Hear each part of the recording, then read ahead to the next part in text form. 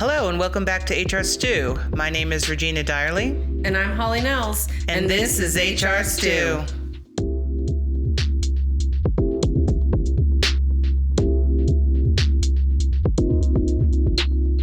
Weaponized incompetency, spreading rumors, deleting emails.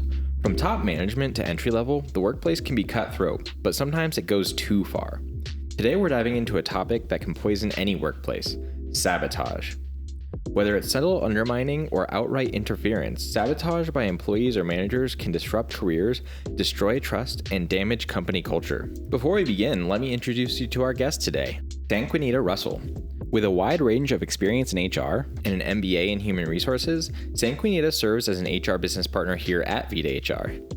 In addition, Sanquenetta serves on the board of the local National Association of Real Estate Brokers and the African American Historical and Genealogical Museum of Colorado Springs.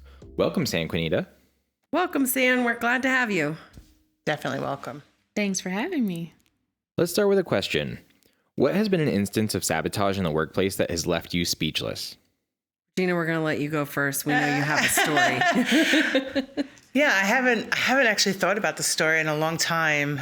At my previous employer, which was a restaurant call center, I know I've talked about this company before. I was, for a number of years, was in charge of operations and not just human resources. So one of the most critical positions in a call center is the workforce manager, right? So they're the brains of the operation, right? So I found and hired this guy who had all this experience. Things started off really well. And then all of a sudden, our numbers started tanking. Like, we were abandoning calls left and right. I couldn't figure out what was happening. So on any given night when it was happening, and it would happen on weird nights that we typically wouldn't abandon calls. Like, Friday is the biggest night for takeout, so that's like the biggest night. Right. So we would all of a sudden, I'd be looking at the queue, we would have 100 calls in queue or something like that.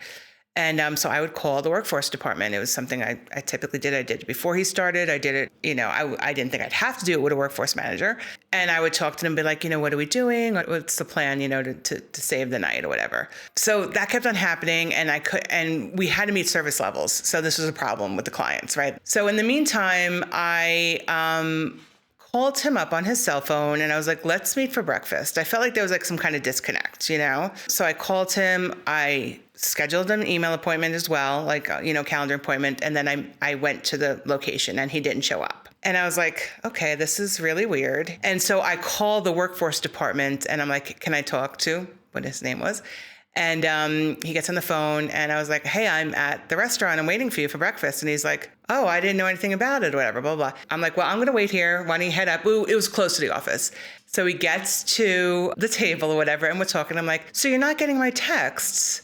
He's like, no, I don't know what's going on. So I text him and it doesn't come through. He had me blocked. And I nailed him in front, I was like, looks like you have me blocked. And he was all flustered. And then he was like, oh my God, I don't know how that happened.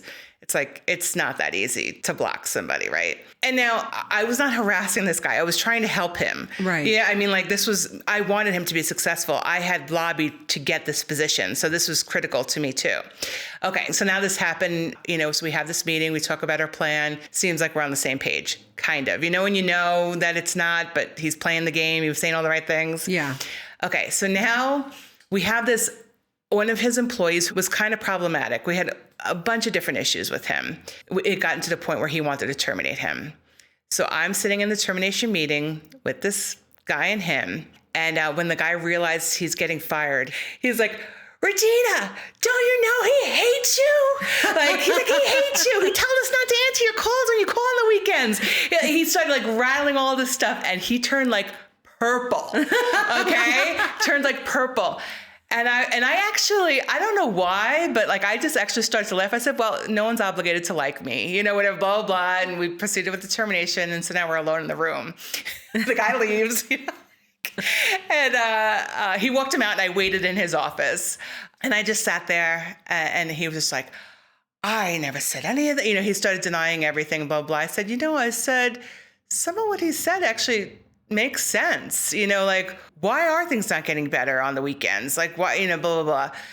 Anyway, he ended up quitting, a few months later. We worked through that. I was in a weird position at that company because almost everybody in leadership was male, they didn't believe me that he was sabotaging me, actually. Like, I had went to the CEO and I was like, something weird is going on here. I'm like, and I told him the story, and they started making excuses, and he met with him and everything was great and whatever. But things got really better after he left. Yeah, so that's my instance of sabotage. I don't know what his end game was. Like, it's really confusing to me because that was his job. He was ultimately responsible, but it did make me look bad. It did make it look like I didn't have things under control. So I don't know. But it's just one that always sticks in my mind just because it was so perplexing. Like, why did he do that? Why did he hate me? I'm so super likable. It goes to show you, do not gripe down. You always gripe up. Always gripe up. Because, the manager, in telling his employees not to answer your calls and not to do anything to assist you, it's going to come out eventually, one way or another. It's every man, woman, and child for themselves, especially in a termination meeting. It's funny, though, too, because, I had pretty good relationships with most of the people in the workforce department, but he had brought in, this is also interesting. The initial team was all female, but they ended up all working during the week. They had tenure, they were there, they worked weekday shifts, and when things were going bad was nighttime and weekends. That's when it was the busiest. But you do all the planning during the day for the week. But yeah, he had brought in this new crop of people that I just wasn't super close with, and that's why he was able to do that. Right? So they didn't have a relationship with me. But yeah, I mean, he definitely sabotaged me. But I think I started saying this and interrupted myself. He kept on reaching out to me on LinkedIn after he started his next job, and I kept on seeing him view my profile. And I just thought, that is so weird. That is weird. Like, what? Why? Yeah. If you're listening, why? Yeah, I really want to know. You probably are listening. Well, if he's still viewing your LinkedIn profile. I don't know. I don't even look at that anymore, but I don't think so. But it was just weird. Yeah. And sabotage, in my experience, when people try to sabotage other people, 9 times out of 10, it comes back to bite them in the butt, and you don't reach the end game that you would hope to reach. So just don't do it. If you're not happy at a company, leave, go somewhere else. If you're not happy with the people you work with, figure out a way to develop a professional relationship. You don't have to like everybody you work with. So true. So just in thinking about my experience with sabotage in general, I was a director at this company, and this other lady was also a director, except that she didn't have employees to report to her. But I did. And everything started off great. I was trying to get used to the people, the departments, and, just all the new tasks that I had to do as a new leader. And this director wanted me to complete a bunch of tasks that she already had for the previous director that worked there. And it was just a bunch of tasks that didn't get done. And so I came in, it was like my first week, and I got this huge email with all the things that she wanted me to do. But this person was not my supervisor, number one. And so I was thinking, oh, wow, I don't know when I'm going to get to all these things, but let me see what my supervisor actually wants me to do first. And so anyways, the relationship goes on, and I don't get to all of her things, but I do a couple. But fast forward, she was on a meeting, and it was probably like 8 other leaders on this meeting. And she decided to bring up my name and say that I didn't do anything that she wanted me to do. Anything negative you probably could think of, she brought it up on that meeting, but the meeting was recorded. And one of the people who was in attendance was one of my employees that reported to me. And so she was trying to have my back and take up for me and, defend my character. And so when I heard about it, it was almost the last straw for me. And then finally, when I was able to see the video and hear some of the things that she was saying, I just could not understand how someone could just want to bring you down because you didn't do what they wanted you to do. It's like, in general, when you're brand new to a company, you try to do things to make people happy, or you try to settle in and get along. But it was like, I couldn't do anything that she wanted me to do. But how could you badmouth me to all these people on video?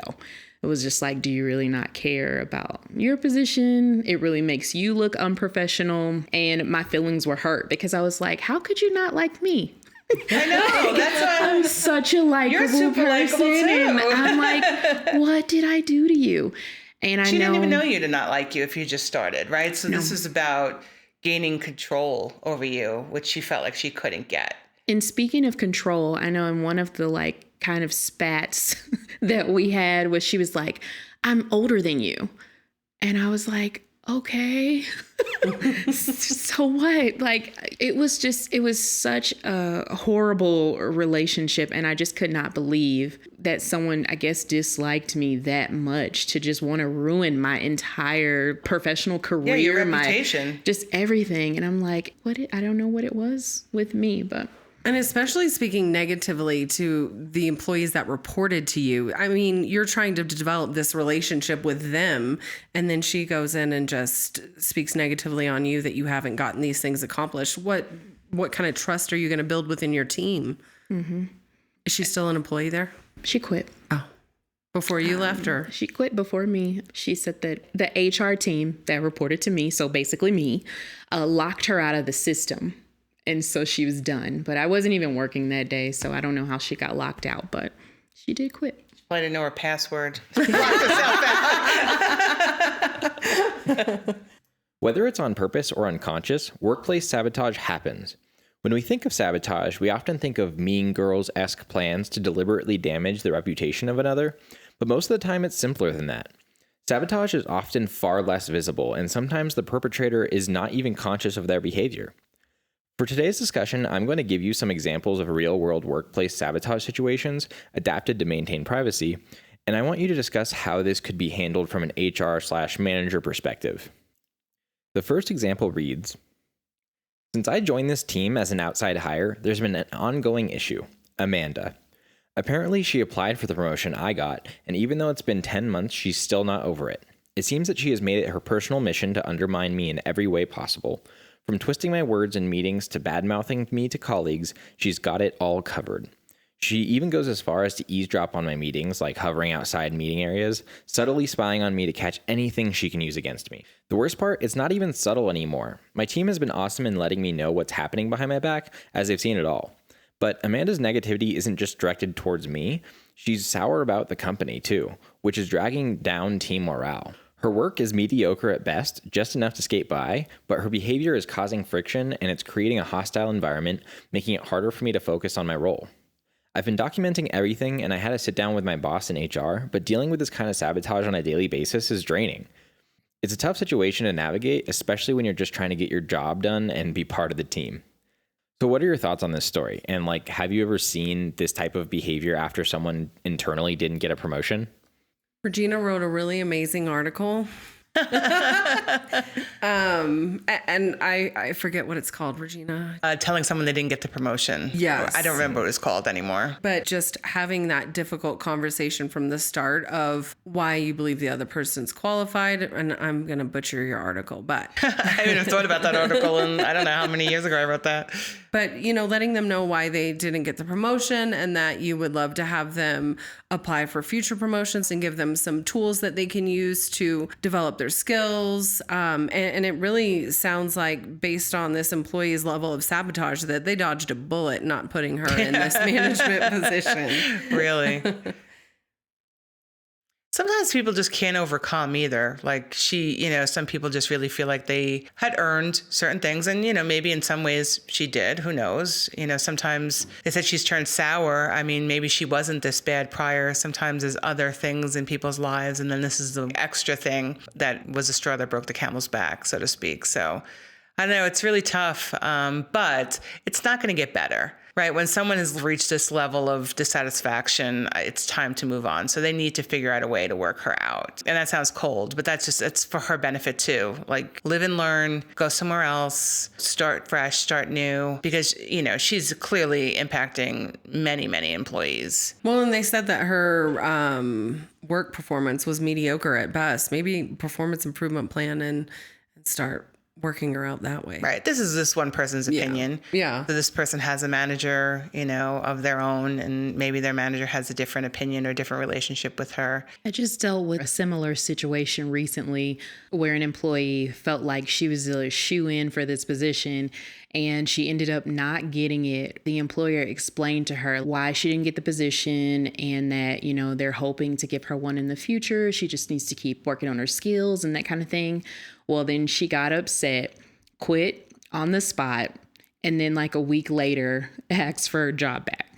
Did they give it to her? Yeah. They're considering it. Oh my. They're considering. Have them read this story. No, I mean, look, you know what the thing is? I mean, we only know this person's side of the story. Maybe this person did deserve the promotion. And maybe they do know that they should have gotten the promotion. And maybe this person isn't doing that great of a job. This is an opinion piece. Like, this is, one person's thoughts, I mean, in my career, I have seen many times where the person I thought was more qualified for promotion did not get it. More years, more, relationships, more experience, you name it. And sometimes it's just political. Yeah. Sometimes someone's aligned with somebody, the decision maker has their own agenda. Maybe that person's too talented, will make them look bad. I mean, there's so many reasons why the outcome that you would think would happen doesn't happen. You're always looking at the other side, because this is in HR, if you've learned nothing else, is there is two sides to every story.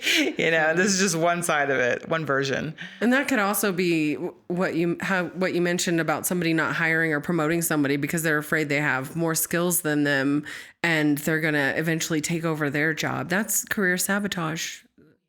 Yeah. Absolutely. The next example reads, a couple of years ago, I landed a federal job and tried to quickly build a reputation as a hard worker. I was making real strides, and my boss even hinted that I should set my sights on her position when she retires. Motivated by that, I doubled down, taking on extra projects, staying late, and learning everything I could. It was all going well except for one problem, an upper-level manager named Steve. From the very beginning, Steve kept me at arm's length. It felt like he resented how quickly I was climbing up the ladder. At first, it was small, petty things like moving my desk to the loudest, most chaotic part of the office, or making a scene whenever I tried to focus, but things got worse. Steve began spreading rumors about me, telling people I was a, quote, bad team player. I try to stay focused and combat the claims by putting in extra hours and constantly looking for ways to improve office operations, but Steve's sabotage escalated. He began excluding me from important training sessions and leaving me out of conversations that could have helped me in advance. When my boss's job finally opened up, I applied. I was ready, but Steve, he was on the interview panel, and from the moment I walked into the room, it was clear he did not want me to succeed. He cut my interview short, asked pointed, hostile questions, and made every effort to trip me up. It was a blatant attempt to block me from moving forward. So a question for you guys, what are your thoughts on this story? And is there anything that can be done by the employee or HR in this situation? I think so. First of all, they should take it to HR, especially if he's spreading gossip. I mean, he's hearing that from somebody, right? So he has a corroborating witness to that statement, I'd imagine. I mean, this person's an upper level manager. That is extremely unprofessional behavior. They should be written up at minimum for that. And then if there's other people on the panel, how is he able to get away with that behavior? He's a bully. Well, I wonder if the other people on the panel maybe were afraid of this person. Was he their manager in some way to where maybe they felt like they couldn't stick up the employee in the interview or something like that? Yeah, that's possible. Or maybe they did it after the fact. Like, what was that? But didn't want to counter him in front. Who knows? But again, if the story is as told, this is really unprofessional and unacceptable. I mean, at least play the game. I mean, he's so emboldened that he's behaving like this without seemingly any recourse. That's completely unacceptable. That's the type of reputation that, just like HR, federal workers have a reputation as well. Right. So this is the classic, I'm going to do the bare minimum. I'm going to keep everybody doing the bare minimum because I don't want to have to do any more. You doing well is making it look like I have to do more. But I do think that tactic was wrong. Right. I think that instead of working harder and working later, he should have been aligning himself with more people if he wanted to get into an upper level management role. When he realized he didn't have an ally in Steve, he should have been trying to make allies elsewhere and figure out how to make an ally of Steve. What conversations did he have with Steve? Why didn't he ask for mediation with Steve? I think that there was opportunities to maybe nip this in the bud to find out why Steve didn't care for him. Maybe it wouldn't have gotten better anyway. But I just think, putting my head down and working harder when there's no proof that anything's going to change is never a good tactic. Agreed. Go home, do whatever. You know what I mean? Like, don't do more work for nothing. I was wondering the same thing, why he waited. Why didn't he go to HR when the behavior started from Steve in the beginning? And Because people are scared to do that. well, and even so, having a conversation with Steve as an adult, like, hey, what's going on? What can I do to make, this changes? What can I do to be of assistance? Leveraging his manager who clearly liked him. Yeah. Right? Like, that would have been a great person to mediate. I mean, why didn't he do that? Because now she's gone. Yeah. And now he doesn't have an advocate. Agreed. That was going to be my question was, would you guys go and talk to Steve directly? Because that would have been one of the things I would have done. It seems weird that his manager leaving, why wasn't this, she should have been on the interview panel. Yeah, I was just thinking why the boss was not on the interview panel. Usually they're always a part of that if their employee is being interviewed for promotion. Who knows the job better than her if she was doing it? Correct. Like, I don't know. Well, this goes back to our, every time we get these stories, like, we need more answers. I have What was questions. Steve's I have role? questions. And absolutely go to HR even after the fact and have this conversation if you want to continue working there. Federal job, he's not going to give up his pension. You can transfer and go find a different federal job. Too easy. So just a quick follow-up question. You said he should have brought up some of these wrongdoings earlier, kind of like moving the desk and stuff. But for listeners, how do you bring that type of thing up? And is it even provable that it was for a negative reason? I mean, that should have went to his manager again. Yeah. Or had a conversation directly with Steve. Hey, why is my desk going to be over? Why does Steve have the authority to move his desk, not his manager? Like, all these things are not adding up. Well, I mean, this guy seems emboldened or empowered to do what he wants, it seems, based on just this story, this information. But his manager does not seem to. It seems like she dangled a carrot about the job and then left him hung out to dry. Right. And seemed to help him actually get it. So.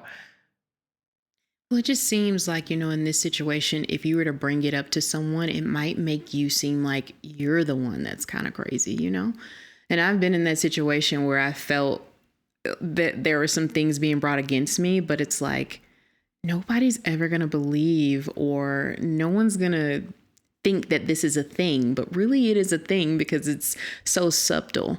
But I would have had to say, hey, I can't sit here. It's too noisy. Or, I would have brought it up to my supervisor and hoped for a change. Okay, but you're thinking about this from a woman's perspective. I think that we need to advocate for ourselves and not feel like if we say something or have conversations with the manager or with your manager, with Steve, feel empowered to advocate for yourself and not say, oh, I'm going to go have this conversation and they're going to think I'm crazy.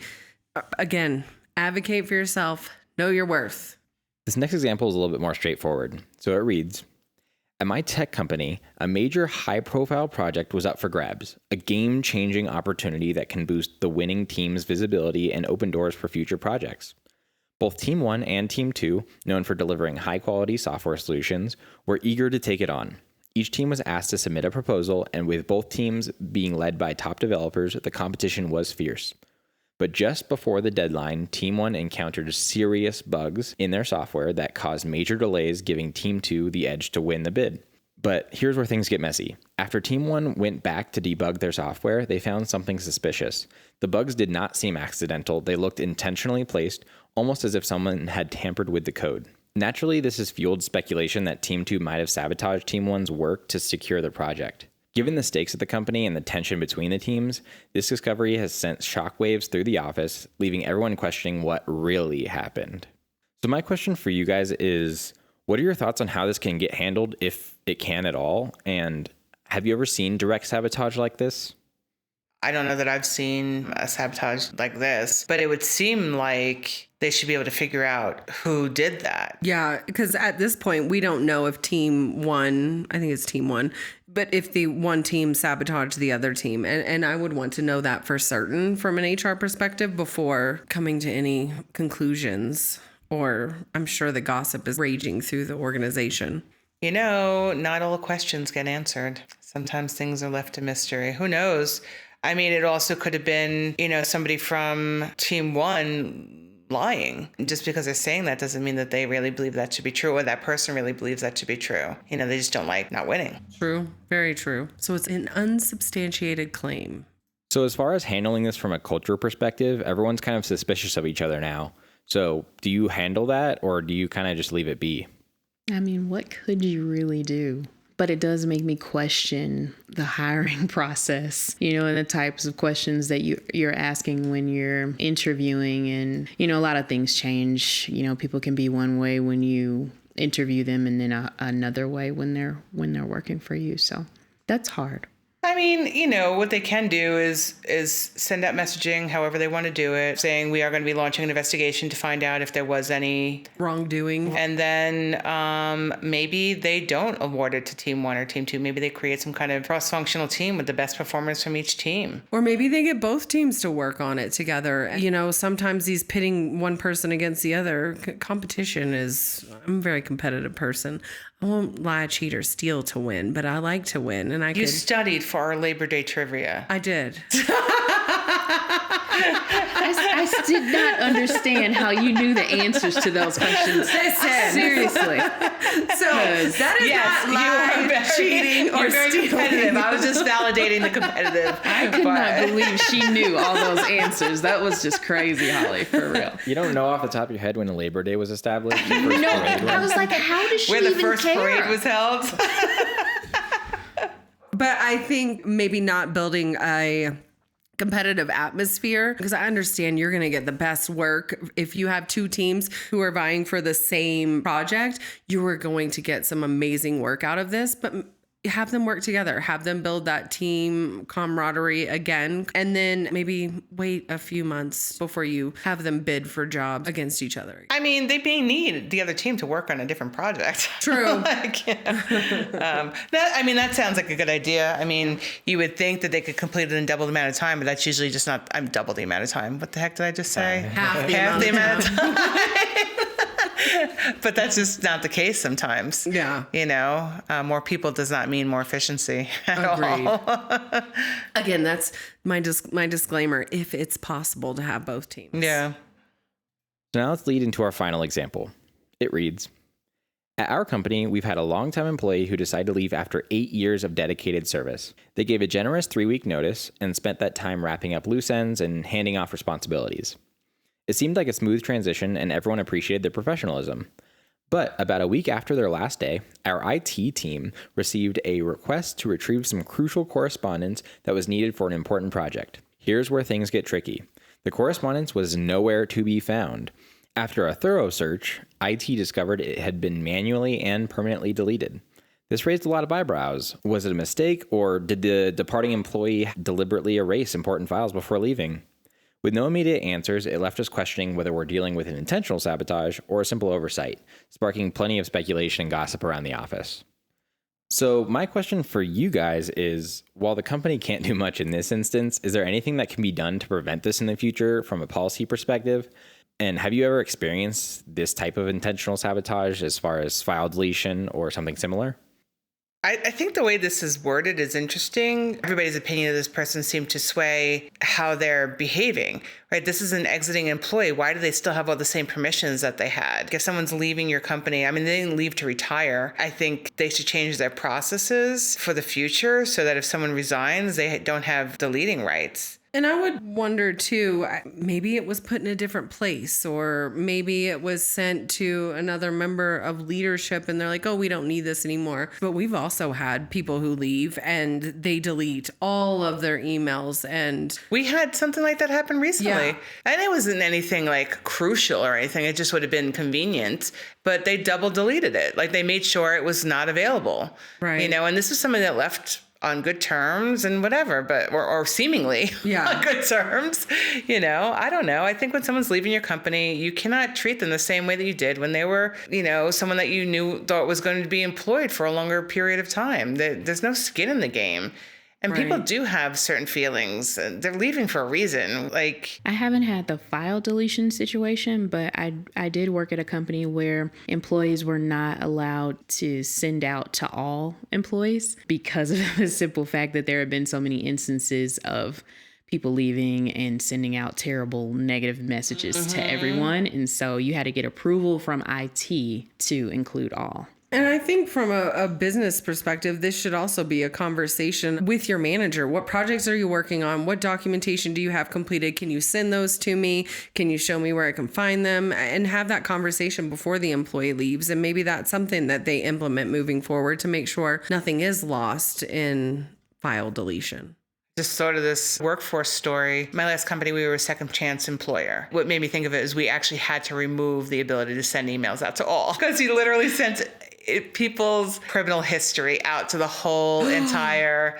Oh no. He said it was like 5 people that he specifically did it with, and sent it out to everybody. Like, this is who we're, and then he walked out and left. So we did remove that access after that happened, and obviously had to work through that with those employees as well, who were truly trying to do better. And another one was Teams too. We would have to stop that Teams access because I seen so many people just start writing negative things about their supervisor in their Teams chat, and it was pretty bad. Why do people not realize we could see that if we need to in HR? Like, why? What's scary is this happens all the time. Previously, there was a finance person who left a company. And before this finance person left, they had decided to share different salaries with different people in the organization. And you were hired at this higher level finance position and have this certain level of confidentiality where you shouldn't be sharing this information. And there was really, they had already left, so there's nothing that they can do. And there's, they would go and communicate with these people after hours and say, so-and-so got this much of a raise, or so-and-so has this much of they get paid this much and you don't. And it created this horrible workplace situation. So next we're going to move into our final segment where people go on to the online forum Ask HR and they can ask a question and get answers from professionals. So this one reads, "Hi y'all, I helped interview a candidate a couple weeks ago. I did most of the talking while my bosses half listened. The guy, let's call him Josh, seemed great, experienced, outgoing, and quick. He appeared to be Guatemalan with a slight accent, black curly hair and stubble. We interviewed 4 others, but Josh stood out and we hired him. Anyway, he was scheduled to start today. So after a morning meeting, I swung by his new office to say hello and welcome him to the team.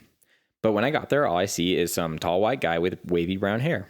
The nameplate on the door had Josh's first and last name, so I asked the guy if Josh was in, kind of assuming he was the IT guy helping him set up. The guy said he was Josh, and the kicker is he also said, "It's great to see you again," and used my name. I hadn't yet introduced myself, and he said it with what I would say is a Midwestern accent. At that point, I couldn't interrogate him too far because he was called into some onboarding thing, but I was really confused. I ran into my boss afterwards, and he said he had a nice conversation with Josh this morning, and he feels reaffirmed that we made the right choice. I said, "That doesn't seem to be the guy we interviewed." I don't know if he thought it was a joke, but he kind of just brushed me off and laughed and then walked away. So no one else seems to have noticed that this is a completely different guy. I haven't brought it up outright to anyone yet because this is weird and seemingly fraudulent, but I just don't know how to bring this up to a superior or HR. So I guess that's question 1. And then question 2 is, has anyone in HR heard of something like this before? I would think you all have protocols in place to ensure this doesn't happen, but how do you proceed? This is really strange. Like, how did new Josh know who he was when he walked in if you didn't interview him? That's the kicker, that when I was reading through this, I was like, that's the thing that changes everything. Like, right. Like, maybe Josh, this was a long interview process. He had a tan, had been at the beach for a while, and the accent he picked the interviewer had. This is a stretch, Holly. I'm like, the only thing I even have similar to this story, and I think I've told you guys this before, was we interviewed this guy and he looked great. He was clean cut with the whole thing. And when he came in for his first day, he had a huge tattoo of an eyeball on his head. Oh, you did tell that story on the podcast. We were like, what? Like, we didn't miss that. Like, he totally had makeup on top of it or whatever. But that's not the same story. But it's the only thing I can think of. I don't know. This is wild. I would absolutely, if he really feels this strongly that his memory is correct, I would go to HR and be like, something is really weird here. Or go talk to the other members of the interview panel and say, listen, am I crazy? I thought that Josh was Guatemalan. Did I get the names mixed up and the resumes mixed up? You know, that wasn't the guy. But his boss was present. This whole thing is wild. I don't even know what to make of this story. I think it's more this guy than anybody else. Like, he had to have gotten the names mixed up. There's no way I'm going to send in Josh from Guatemala to interview me from, I'm not going to, I don't see why anyone would do that. I don't understand what you're saying. Well, what he's insinuating, my interpretation of what he's insinuating is that he sent someone else to do all of his interviews and then got the job. That's totally what he's saying. That's what I was thinking. Yeah. Like, so you need to start asking some questions and become a PI to really get to the bottom of this. This is wild. Okay, we need to know there's more updates. I will let you know if I find more updates. That is a crazy story. I've never experienced anything like this. It's like sending someone in to take a test for you when you're in college. Oh, yeah. You can't do that anymore. I know, but you used to be able to. Yeah, not anymore. But I think similar for me, I know something my friend and I, we joke about is like we'll do an interview with like straight hair. And then when we start work, maybe have braids. But that's the farthest that we can go. You're still the same person, changing your hairstyle. I know, but I was just saying, you look a little different with different hair. You could go blonde if you want after you get the job or before or whatever. Or have a tattoo of an eye on your head. Not for the interview, only after you start. Yeah. I don't think it's a switcheroo. I feel like there's more to this story. I have never heard of this. This guy is completely not qualified for this job and sent in the ringer who got him the job and then shows up. Maybe he's not a good interviewer and he's like, I know I'm qualified. My resume says I'm qualified. I will do everything great. I love that you're focusing on the positive of this whole entire story. Holly's like, he's got a tan. He's dyed his hair. Maybe he had a perm. I don't know. Josh number one wasn't even trying then. You know what I mean? So going back to his question, how can you handle this? I would go to HR. So I wouldn't deal with Josh directly because something's up and just say, I just feel like I need to report this.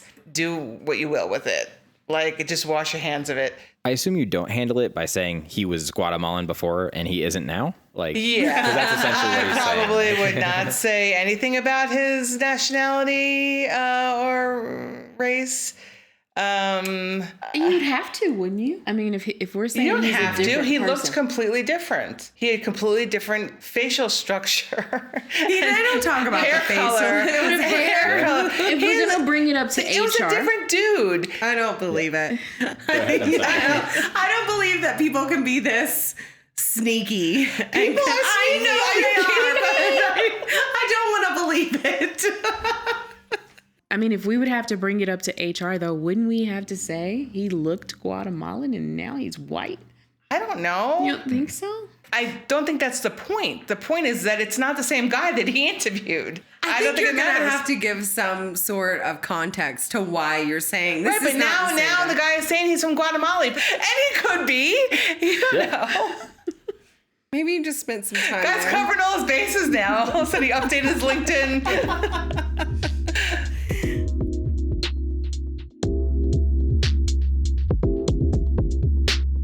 That's all we have for today. I want to thank San for joining us and giving us her insights. And of course, thank you for listening. If you enjoyed your time with us, please subscribe and leave a review.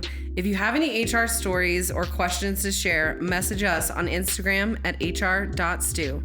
I'm Holly. And I'm Regina. And we'll see you next time on HR Stew.